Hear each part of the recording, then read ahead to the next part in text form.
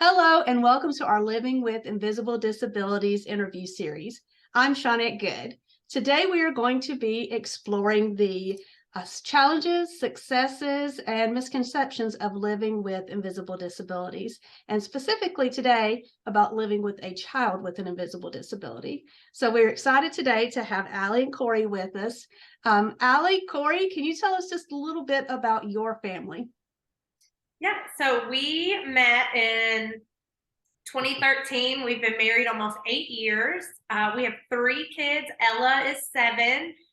Taylor, she is 5. And then Henry is our son with disability, and he is 2. Well, that is exciting. It sounds like you certainly have your hands full. Yes. Great. So we know we're here to talk about living with an invisible disability. And in your case, this is Henry, and he's living with cerebral palsy. Am I saying that correctly? Cerebral palsy, yes. Thank you. So that's one of the things we start in the very beginning is learning how to say these things. So thank you for correcting me there. So we'll refer to that as CP from here on out for my sake. And so just tell us a little bit about when you began to know that Henry may have a little something going on. Yeah, so in addition to his cerebral palsy, Henry also has severe advanced sleep apnea. And so that has been something we've learned can be a product of CP. They can go hand in hand. They don't always, but that is one thing we've learned recently. But for Henry, everything started honestly at the beginning. I had a very, very rough pregnancy. I blacked out several times. I was put on bed rest, restricted driving. And then he came out, or I had an anterior placenta. He was breached the entire pregnancy. And then when he came out with facial bruising, a deformed skull, and just every doctor's appointment led to something else. So our first doctor's appointment led to them seeing his head was deformed and he needed a helmet. Helmet appointment led to he has torticollis and plagiocephaly and he needs physical therapy. And then once we started physical therapy, he was born in June. We started in November. After just a few short weeks, the therapist was noticing him having what looked like seizures. And we didn't know if it was from fatigue or if it was just something that was normal. So from physical therapy came neurology.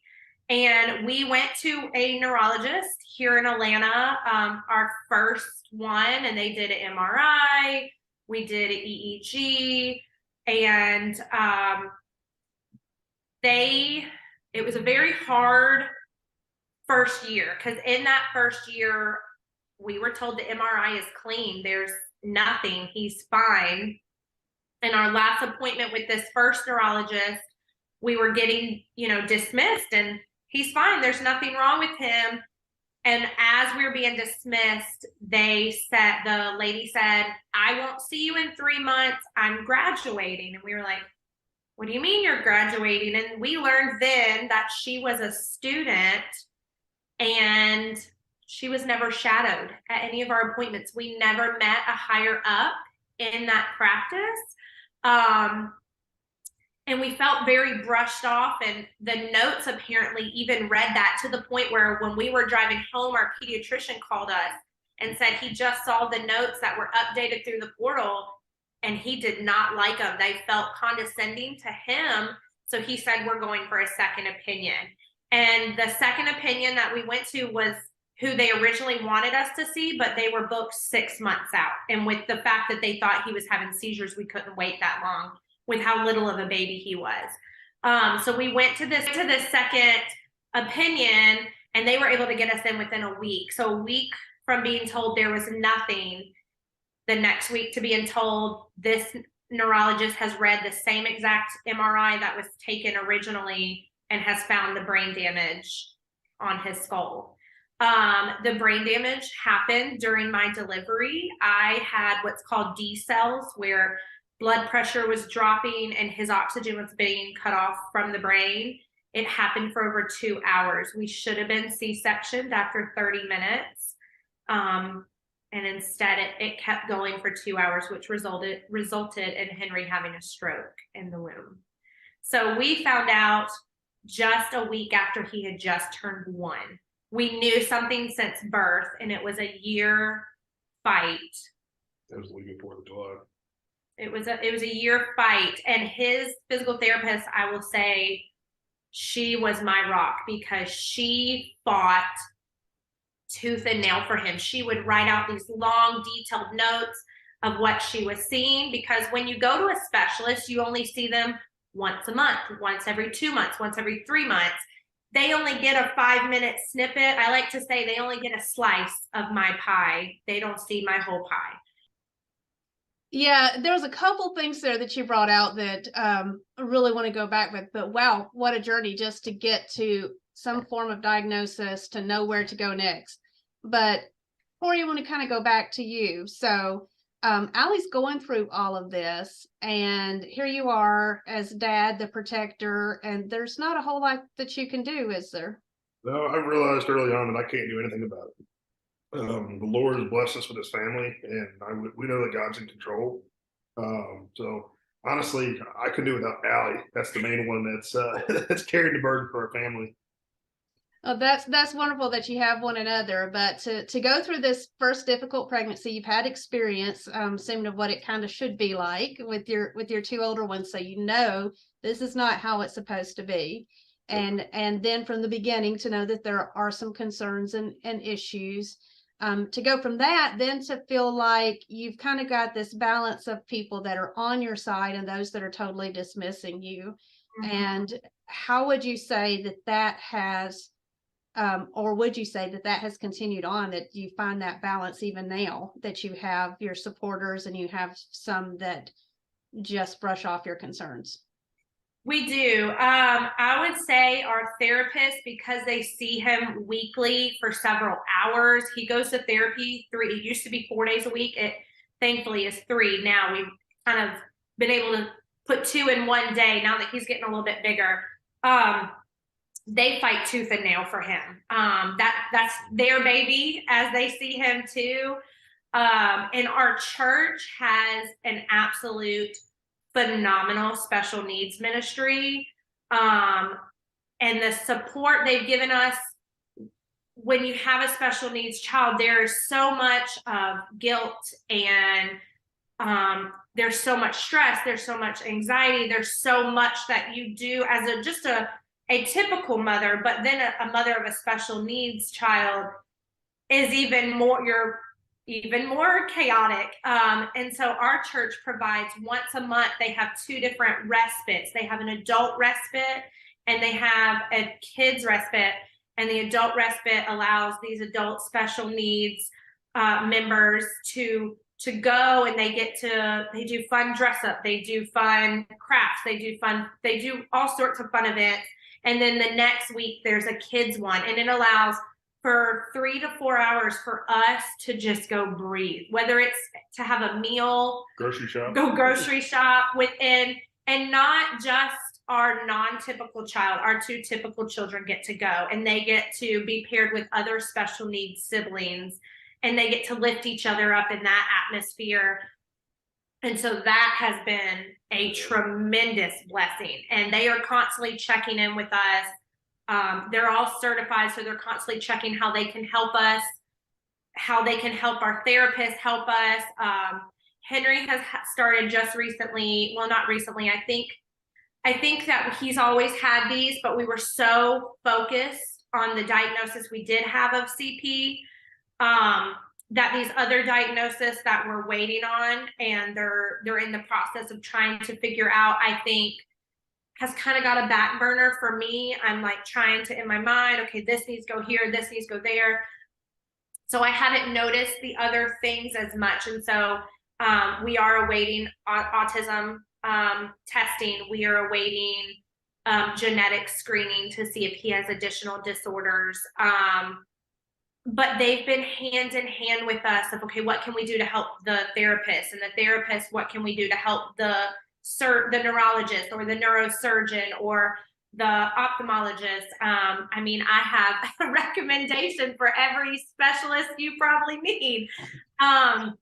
We've seen them all at this point, but we've had ups and downs of, when you have a child that's in more of like a larger primary care, unfortunately, we've had to be very picky and see two particular doctors, because when we take it to anyone else and they don't know the story or anything, that's when they get oh, he looks fine, he looks great, and he does, and we are so thankful, because it could be worse, but he's not fine.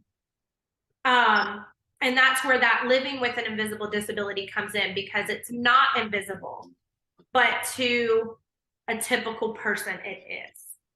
So every day in your life, you see those things, everything that concerns you, it's just like a flashing light, but to those outside that environment, it's not as much so. I've seen Henry on social media. He is the cutest little fellow I've ever seen, and he looks like any other mischievous little boy. So tell us about how living with CP looks like every day for you in ways that other people may not see.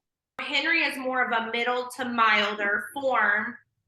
His physical disabilities are his main weakness, but we did early intervention. A lot of people don't do that. CP is not normally diagnosed till after 2, but we were able to, with the help of medical professionals, we got the diagnosis early, so we were able to kind of get ahead of it.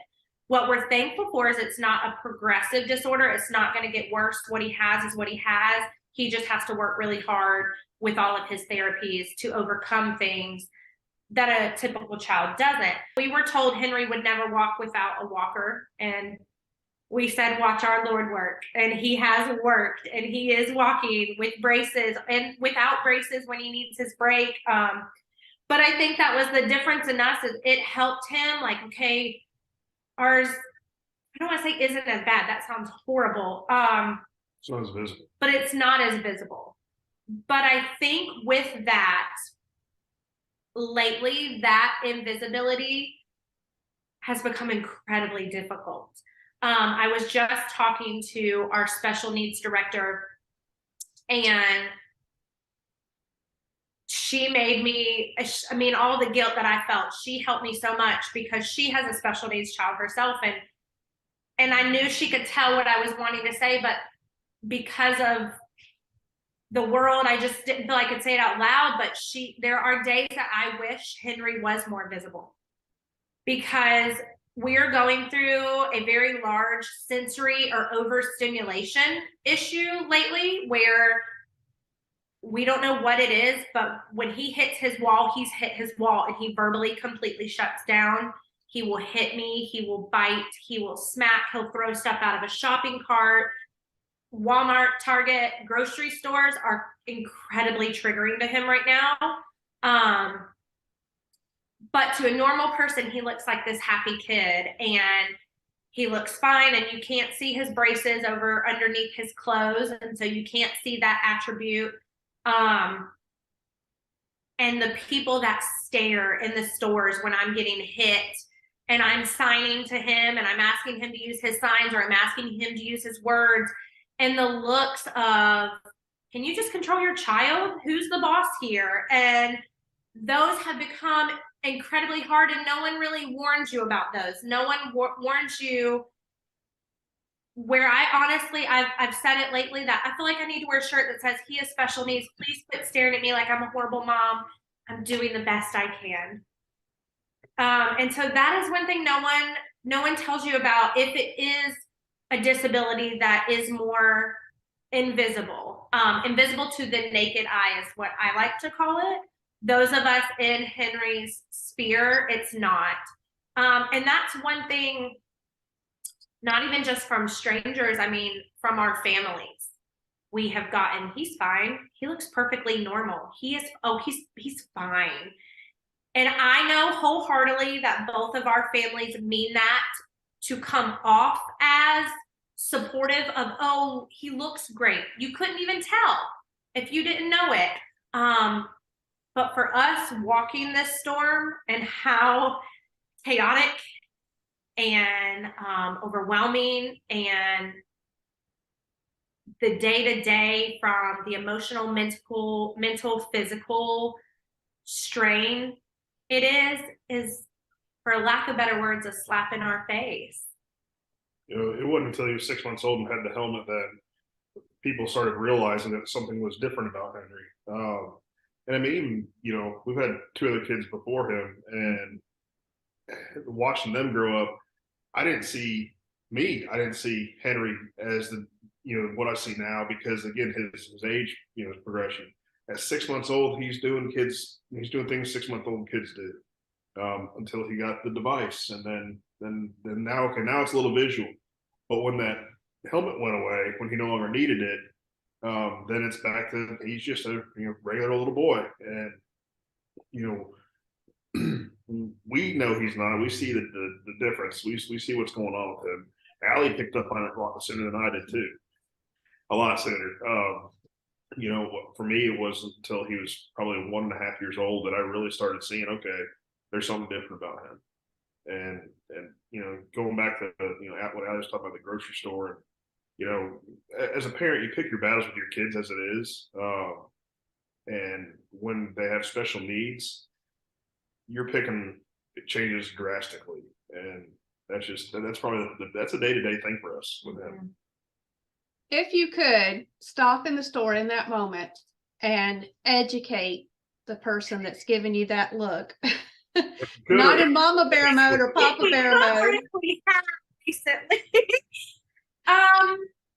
Yeah, so like I said, we're awaiting autism, and we have been told the whole time, oh, we don't think he's autistic. We don't think, and recently that his therapists have changed their tune. We're tiptoe walking a lot, which if I know you know, but those that don't know, that is an indicator for autism. He gets incredibly overstimulated, overwhelmed. We just recently had to buy him headphones. He would constantly sit with his hands. But one thing that's kind of making it more kind of, okay, we should probably test, is his sensory to things. I mean, we don't want a jacket, we don't want shoes, we don't want socks. As soon as he gets in the car, we're stripping, and then you see him and he's fidgeting, and he's gotta move. So we were recently in Target. It was cold. I know it is winter, it's December, and I had put his shoes on him 3 times this morning. That morning, and he was having a morning. And he didn't want a jacket, he didn't want a hat, he didn't want socks, he didn't want shoes. And he took his shoes off right before we were heading into Target. Thankfully, he left his socks on. But a Target employee stopped and said, there's another mother who can't seem to keep shoes on her child in this kind of weather. And my husband is very non-confrontational. I, on the other hand, I'm not confrontational unless I feel I have to be. And it was one of those weeks where I was so mentally and emotionally depleted that I hit my wall and my filter went out the window, and I turned around and said, can I educate you for a second? I said, because clearly you need it. I said, I don't know what other mom you said that to, with you saying there's another mom. I said, but I would like to let you know that my son has special needs. We are having an incredibly large sensory issue right now. He won't keep shoes on his feet. He doesn't like the way they feel. Why? I don't know. Are they too heavy? Are they hurting? I don't know. I said, but my son wears braces, and if he's going to take them off, he's going to take them off. I said, and I have picked my battles. I said, I am emotionally, physically, and mentally drained. I said, so if you think you can do better, by all means, please step in my shoes. And her face was, oh goodness, you could tell she was incredibly embarrassed for herself, and she apologized, and we kept walking.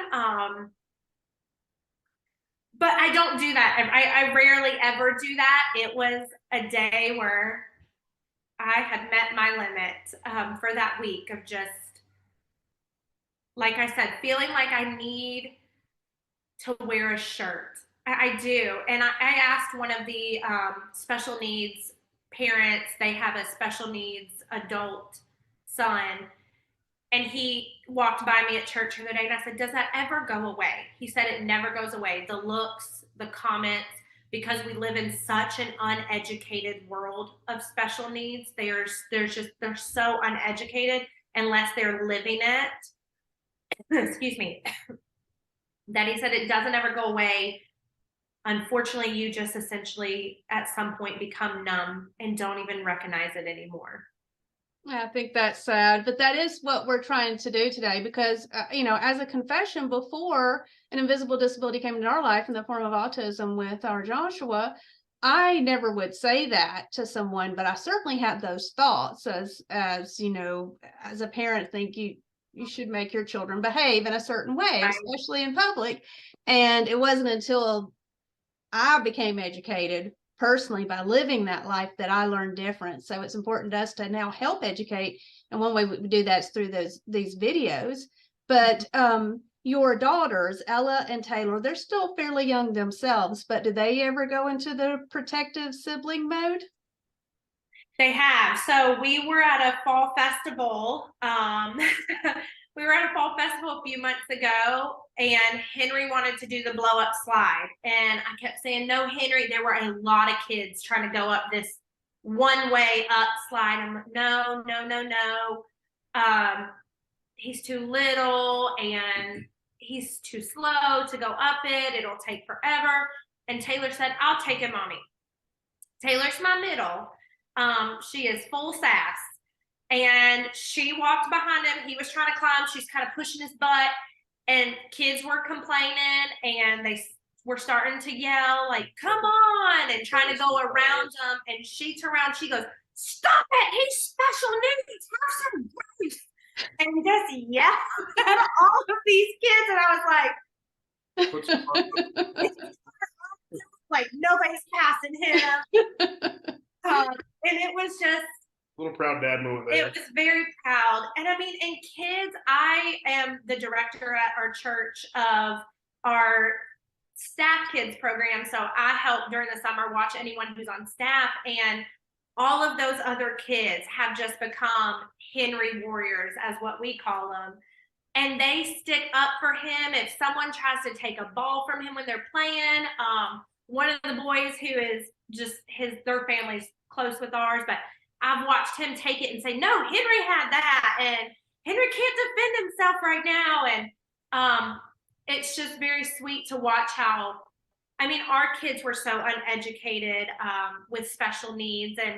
And once I became that director, we had a girl in my summertime program who is special needs. And Ella would ask me questions and I would answer them. And then we had Henry, and then so she's learning that there's so many different kinds of special needs. Henry obviously has a lot of support with family, friends, church, and with those big sisters. But what about those misconceptions from the outside world when people are looking in and they have a view of what CP looks like, and then they see Henry? So what are some of those misconceptions people assume about CP versus the reality? Most of the biggest misconceptions is people think, well, he doesn't have CP, he's not in a wheelchair, or he doesn't have a deformed limb, or it's more visual in people's minds. What the internet or what TV projects is someone who has a kink in their arm or walks with a limp, or in like a very noticeable walk, or unable to walk at all, wheelchair bound. So I think that's been one of the biggest misconceptions, is people thinking, well, he can't possibly have it because he's not the most severe case, or he's not one of those severe cases. But what people don't know is there's so many different forms of CP, and there's so many different levels. And I mean, Henry hasn't even gotten his full diagnosis of CP, because there's different like headers they put in front of CP. If it involves just the top part of their body or the lower part, if it involves the right or the left, if it involves one limb versus another, there's so many different categories for it. And so I think that's been one of the biggest things, is people think he should look a lot worse than he is. What are the ways, let's say I am a family friend or I'm a church member, and we've just learned that someone we love has this diagnosis or has someone in their family with this diagnosis. How can they best be supportive, even in not understanding fully what it means? They need to find someone that they can relate to and what they're going through. Trying to, bottle it up and just deal with it yourself, and that application doesn't work. So, I think that's when our families had the most growth with this and support of Henry is through the people that we've developed those relationships with. So what I'm hearing from you, I believe, and you correct me, is advocate for yourself. If you know something's not right, keep going after that. Vet those professionals, make sure that what you're getting is what you think you're getting as far as your medical professionals. Look for that relief, that you need that respite, that time, and where you can find that safely. And be grateful for where you've been and how you can pass that along to others. Is there anything else you would like to add? The listening. I'm a person who before this, I always wanted to have an answer and not to Tommy top somebody but to try to comfort someone. Oh, I've been there. Oh, I've done that. Oh, but 1 minute, something that someone may say to me, I'm fine, it doesn't bother me. But the next, depending on if we're in a whirlwind of losing all of our therapists in 1 month, or another specialist, or just mentally depleted, I just got, was a punching bag at Walmart. So what you said last week maybe wouldn't affect me, but this week, unfortunately, it is. And I know that's hard for people to gauge if they're not in our mess with us. Well, even being in the mess, I'm a natural troubleshooter. I like to fix things and put them back together. And so when I can't fix the situation and I realize that I can't fix the situation, that probably is the hardest thing for me to understand. So I can imagine most dads in that same situation are going to have probably the same struggles. Yeah, so sometimes you can't just fix it and you just need to vent, and you don't need an answer or advice from anyone. You just need a listening ear. Yes. And I know that in your mind, and I know I did this a lot before Henry, and I think this has been such a learning curve, even for us. But not telling a mama who's going through this, he looks fine. He's fine. Everything is fine. That is my saying when people ask me, hey, how are you? I'm like, I'm fine. It's fine. Everything's fine. Even though my water hose has 20 holes in it, but we're still watering the grass. We're good.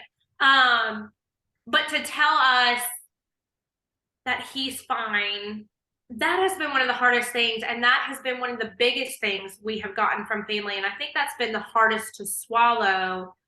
Yeah. And in all honesty, it's a little bit on both sides. When you live with someone with an invisible disability and they're a part of your heart, first of all, we can be a little bit easily hurt by the way we perceive other people's words.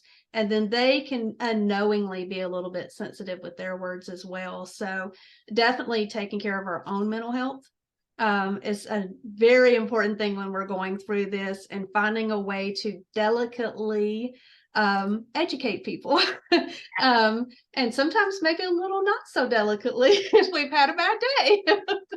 But that is certainly the challenge. You have to take care of your child that's living with the invisible disability while taking care of yourself and maintaining those relationships with friends and family that may not understand. So y'all have taken great steps towards that today. I would love for each of you, if you don't mind, to leave a word of hope, a statement of hope to our audience. We may have someone who's just learning a diagnosis for their child, or they don't even have one, but they know something is not right.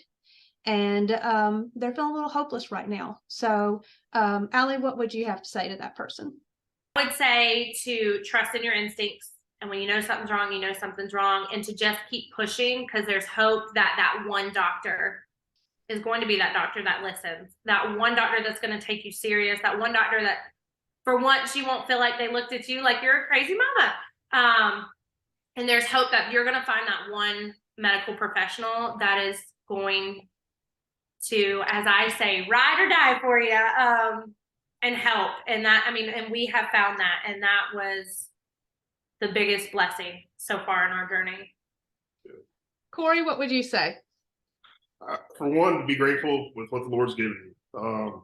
There's plenty of people out there that are in far worse situations. This is a walking park for some of them. Then the other thing would be celebrate the wins. When they're, whether it's saying words, speech, or certain any kind of steps taken, baby steps or whatever steps, just celebrate those. Be happy in those moments, and don't sit there and wonder you know, is my son or daughter going to be able to do, X, Y, or Z in the future? Don't worry about the future. Worry about the present. That was one thing that when we first were diagnosed, one of our pastors, his daughter has Down syndrome. And he came to us to give us advice, and he said, mourn. Go ahead and mourn. He said, don't let anyone tell you otherwise, because you are, and don't feel guilty for it. So mourn that life, when you think, oh, I'm having a son, I'm having a football athlete, I'm having a soccer athlete, I'm having, or oh, I'm having the cheerleader on the top of the pyramid, I'm having the beauty queen. It's okay to mourn that. And it's not saying that that will never happen, but you're going ahead and setting yourself so when there is a win, it's a win, and it's a big win to you. And instead of going ahead and having this expectation, and then you're on this roller coaster, because that expectation may not be a reality for you, and that's okay. And it's okay to mourn that what you thought in your mind, what this picturesque life you want for your child, that just might not happen. And so to go ahead, and he told us, and at first, honestly, that's how I felt, because with CP, it's a physical disability, and the football player that you think of, or the baseball player, we had to go ahead and understand that may not never happen. And it's not saying it's not going to. And if it does, it will be even more of a victory. But to go ahead and take that expectation so we're not on a roller coaster for the rest of his life. I love that. But that same life can be just as beautiful and just as fulfilling. Absolutely. Well, thank y'all. I know this is going to help someone along with their journey. And if it helps one person that sees it, and they're in that moment of conflict and that moment of mourning, and they can turn that to hope, then it will have been worth our time today. So yeah. Thank you so much, Ali and Corey, for coming and sharing your journey. And if you'd like to watch more of our interview series, you can check that out in the information below. And you can find out more about Joshua's Voice at joshuasvoice.org. Thank you for joining us today.